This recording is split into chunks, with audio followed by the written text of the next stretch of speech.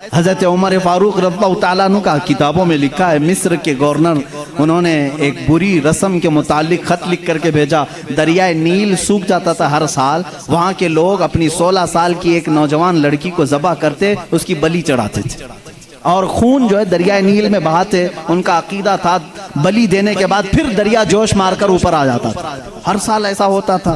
उन्होंने जब इस्लामी हुकूमत वहाँ आ गई तो लोगों ने वहाँ के गवर्नर से, जो मुसलमान थे, सहाबी थे, उनसे पूछा, हर साल हमारा मामूल है, इस साल भी आप इजाज़त दें, जुलूस निकालेंगे, एक लड़की को ज़बह करेंगे, उसका खून डालेंगे। उन्होंने कहा मैं तो ये काम नहीं करूँगा, और अगर ऐसा है तो देखा जाएगा। वो खामोश रहे। दरियाए नील हकीकत में सूख गया, पानी नीचे चला गया, लड़की की बलि नहीं दी। तो याद रखना, शैतान इस तरह की हरकतें तुम्हें करके दिखाएगा ताकि तुम्हारा अकीदा खराब हो जाए।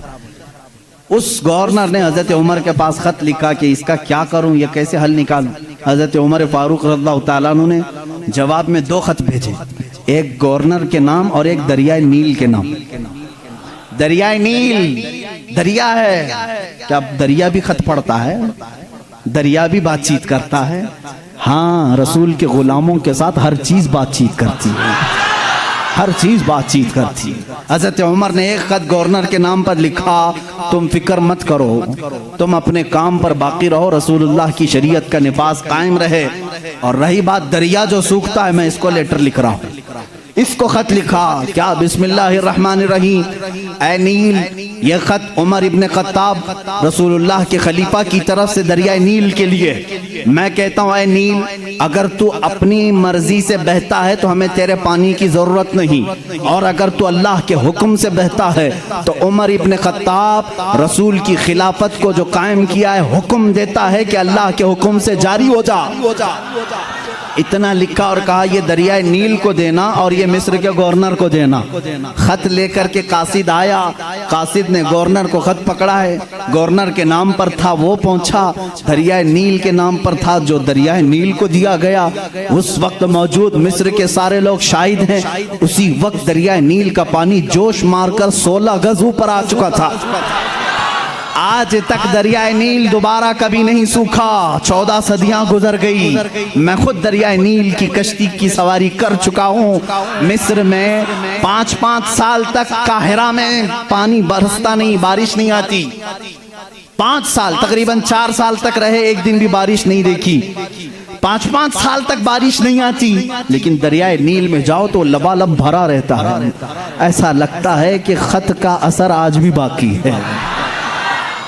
रसूलुल्लाह के गुलामों की हुकूमत हर शय पर कायम है, हर शय पर कायम है। अल्लाह के नबी सल्लल्लाहु अलैहि वसल्लम के इन खुलफा ने पूरी दुनिया पर हुकूमत की। क्यों ना हुकूमत करें? इसलिए कि ये ताबे थे अल्लाह उसके रसूल के। तो अल्लाह ने ये वादा किया है, इन तंसुरुल्लाह यंसुरकुम, अगर तुम अल्लाह के दीन की मदद में लगे रहो, अल्लाह पूरी कायनात को तुम्हारी मदद में लगा देगा, तुम्हारी मदद में लगा देगा। वो सहाबा कैसे थे जो मेडिटेरेनियन सी आज भी मौजूद है, बहरे मुतवस्सित, अरब से यूरोप में जाना था। कुछ सहाबा इकराम वो भी हैं जिन्होंने एक दरिया के पास आकर घोड़े रोक लिए। दरिया सामने, समंदर है, उधर के कंट्री में जाना है, कश्तियां किसी के पास नहीं। जो जर्नल साहबी थे, सिपहसालार, सबों ने कहा क्या करें, यहाँ दरिया कश्ती कोई नहीं लाया, हम वापस चलें, दूसरा कोई रास्ता देखें। उस साहबी ने कहा बहुत लंबा सफर करके आए, वापसी का कोई रास्ता नहीं हो सकता। कहा सामने समंदर है, कहा हम रसूल के गुलाम हैं, रसूल करीम सल्लल्लाहु अलैहि वसल्लम के गुलाम हैं। भला आज तक कोई आंधी हमारा रास्ता रोक सकी है? कोई तूफान हमारा मुंह मोड़ सका है? उस साहबी ने ऐसी तकरीर की और साहबा ने पूछा करना क्या है ये तो बताएं। सिपहसालार साहबी ने कहा अल्लाह का नाम लो, घोड़े दौड़ाओ, समंदर में चलते चलो। वो साहबा कहते हैं सिपहसालार साहबी आगे बढ़ते रहे, समंदर में घोड़े दौड़ते रहे, यहाँ तक के पूरे समंदर का सफर तय हो गया।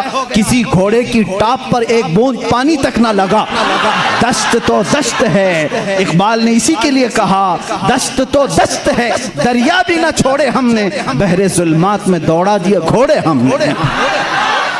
दी अजाने कभी यूरोप की कलीसाओं में तो कभी अफ्रीका के तपते हुए सहराओं में। आ गया ऐन लड़ाई में गर वक्ते नमाज, किबला रूहों के जमीन बोस हुई कौमे हिजाज। एक ही सफ में खड़े हो गए महमूद अयास, न कोई बंदा रहा न कोई बंदा नवाज। ये हमारी तारीख है, ये हमारी शान है।